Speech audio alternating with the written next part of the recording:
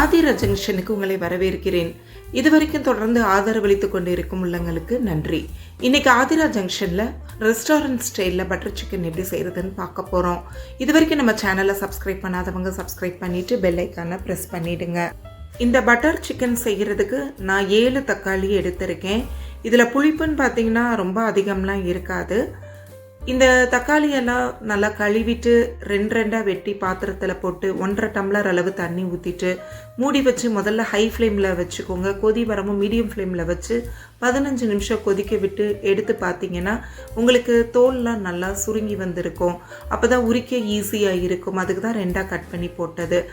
இப்போ தண்ணியை வடிகட்டிட்டு நல்லா ஆற விட்டுருங்க. அடுத்தது ஒரு உள்ளங்கை அளவுக்கு முந்திரி பருப்பை போட்டுக்கோங்க. அதோட 1 டேபிள் ஸ்பூன் அளவுக்கு கசகசா சேர்த்துட்டு கொஞ்சம் போல் தண்ணி ஊற்றி ஒரு அரை மணி நேரம் மினிமம் ஊற விட்டுருங்க. அடுத்தது காரத்துக்கு 3 காஷ்மீரி சில்லி, இது கலரும் நம்மளுக்கு நல்லா கொடுக்கும். இதில் வெதுவெதுப்பான தண்ணியை ஊற்றி ஒரு அரை மணி நேரம் ஊற விட்டுருங்க. இப்போ சிக்கனை மேரினேட் பண்ணுறதுக்காக, அதாவது மசாலாவில் ஊற வைக்கிறதுக்காக புளிப்பில்லாத தயிர் 2 கரண்டி எடுத்திருக்கேன். அதில் கொஞ்சம் போல் தயிரை மிக்ஸி ஜாரில் சேர்த்துட்டு ஊற வச்ச சில்லியையும் சேர்த்து இந்த மாதிரி நல்லா பேஸ்ட்டாக அரைச்சிக்கோங்க. தண்ணி ஆட் பண்ண தேவையில்லை.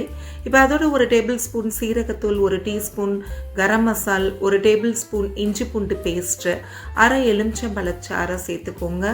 கொஞ்சம் கஸ்தூரி மேத்தியை கைகளால் நல்லா தேய்ச்சிட்டு போட்டிங்கன்னா சின்ன சின்ன காம்புகள் இருந்தாலும் நல்லா உடஞ்சி வந்துடும். இப்போ தேவையான அளவு உப்பும் போட்டுக்கோங்க. அடுத்ததான சிக்கன் லெக் பீஸ் தான் வாங்கியிருக்கேன். நல்லா கீறி விட்டு கடைக்காரரே கொடுத்தாரு. இல்லைன்னா நம்ம வீட்டில் உள்ள கத்தியிலே கீறிக்கலாம். மொத்தம் 4 லெக் பீஸ் வாங்கியிருக்கேன். அதோட எடை பார்த்திங்கன்னா 1/2 கிலோ. நீங்கள் இல்லாட்டி போன்லெஸ் சிக்கன் கூட வாங்கிக்கலாம். அதையும் இந்த பவுலில் சேர்த்துட்டு இதோட 1 டேபிள் ஸ்பூன் மிளகாத்தூள், தனி மிளகாத்தூள் சேர்த்துட்டு இதை நல்லா கிளறி விடுங்க.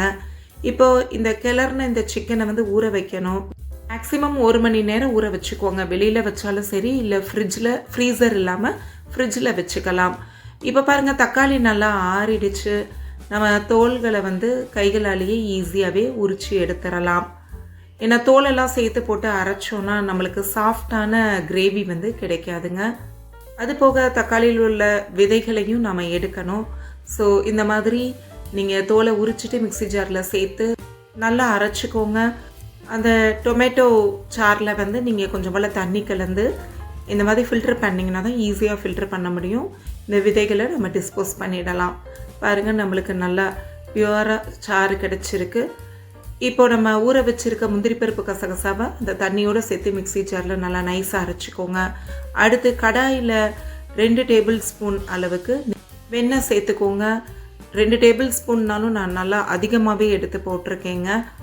இப்போ அந்த வெண்ணெய் உருகமும் நம்ம ஊற வச்சுருக்க சிக்கனை எடுத்து அந்த வெண்ணெயில் போட்டு நல்லா வேக விட போகிறோம். மூடி வச்சு வேக விடலாம். முன்னும் பின்னும் ஊடால திறந்து நீங்கள் பெரட்டி போட்டுக்கணும். இப்போ முதல்ல 2 டேபிள் ஸ்பூன் வெண்ணெய் எடுத்தோம்ல, அதே மாதிரி இன்னொரு கடாயில் வெண்ணெய் எடுத்து அது உருகினதும் 10-12 வெள்ளைப்பூடு பல்ல பொடி பொடியாக நறுக்கி போட்டு நல்லா வதக்கி விடுங்க. இப்போ சிக்கனையும் சைட் பை சைடு அப்படியே பெரட்டி போடுங்க. சிக்கன் ஒரு மீடியம் ஃப்ளேமில் வச்சு வேக விடுங்க. இப்போ பூண்டு நல்லா வதங்கிருச்சு. நம்ம எடுத்து வச்சுருக்க தக்காளி சாறை அதில் சேர்த்துருங்க. சேர்த்துட்டு காரத்துக்காக 1 டேபிள் ஸ்பூன் அளவுக்கு தனி மிளகாத்தூள் சேர்த்துக்கோங்க. சேர்த்து நல்லா கிளறி விடுங்க. அடுத்து தேவையான அளவு தூளுப்பும் நீங்கள் சேர்த்துக்கலாம்.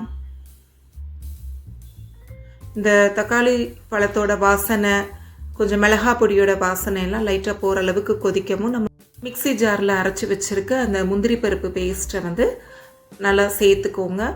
ஜாரையும் லைட்டாக கழுவி இந்த தண்ணியை அதோடு ஊற்றிடுங்க. பாருங்கள் எவ்வளோ கொழகொழப்பாக இருக்குன்னு. இப்போ டேஸ்ட்டுக்காக 1 டேபிள் ஸ்பூன் டொமேட்டோ கெட்சப் சேர்த்துருக்கேன். இந்த டேஸ்ட் உங்களுக்கு பிடிக்கும்னா 2 டேபிள் ஸ்பூன் கூட நீங்கள் ஆட் பண்ணிக்கலாம். இதெல்லாம் நல்லா கிளறி விடுங்க. இந்த பக்கம் பாருங்கள், சிக்கன் நல்லா வெந்து வந்துருச்சு. இப்போ நம்ம ஸ்டவ்வை ஆஃப் பண்ணிவிட்டு இந்த பட்டரோட அப்படியே இந்த சிக்கன் பீசஸ் எல்லாத்தையும் சேர்த்துருங்க. சேர்த்துட்டு நல்லா கிளறி விடுங்க. இப்போ நம்ம அடுப்பை மீடியம் ஃப்ளேம்லேயே தான் வச்சுருக்கணும். நல்லா கிளறி லேசாக கொதி வர ஆரம்பிக்கவும் கொஞ்சம் ஃப்ரெஷ் க்ரீம்ஸ் ஆட் பண்ணுங்கள், 2 டேபிள் ஸ்பூன் அளவுக்கு. அப்போ தான் நம்மளுக்கு டேஸ்ட் நல்லா ரிச்சாக இருக்கும். அதையும் நல்லா கிளறி விடுங்க. கிளறி விட்டு நீங்கள் கொதிக்க விடும்போது அந்த வெண்ணெயெல்லாம் நல்லா மேலே மிதக்கிறது உங்களுக்கு தெரியுது பாருங்கள். இப்போது நம்ம ஃபைனலாக கொஞ்சம் போல் கஸ்தூரி மேத்தியை தூவிக்கலாம். இது பரிமாறும் போது பார்க்குறதுக்கு அழகாகவும் இருக்கும், டேஸ்ட்டாகவும் இருக்கும். உங்களுக்கே தெரியும் இந்த பட்டர் சிக்கன் வந்து சப்பாத்தி பூரிக்கு சரியான சைட் டிஷ். இந்த ரெஸ்டாரண்ட் ஸ்டைல் பட்டர் சிக்கனை நீங்களும் உங்கள் வீட்டில் செஞ்சு பார்த்துட்டு கமெண்ட் பாக்ஸில் கமெண்ட் பண்ணுங்கள். இந்த வீடியோ உங்களுக்கு பிடிக்கும்னு நம்புகிறேன். ஆதிரா ஜங்ஷனை மறக்காமல் லைக் பண்ணுங்கள், ஷேர் பண்ணுங்கள், சப்ஸ்கிரைப் பண்ணுங்கள், பெல் ஐக்கானை ப்ரெஸ் பண்ணுங்கள். மீண்டும் ஒரு ரெசிபியோடு சந்திப்போம்.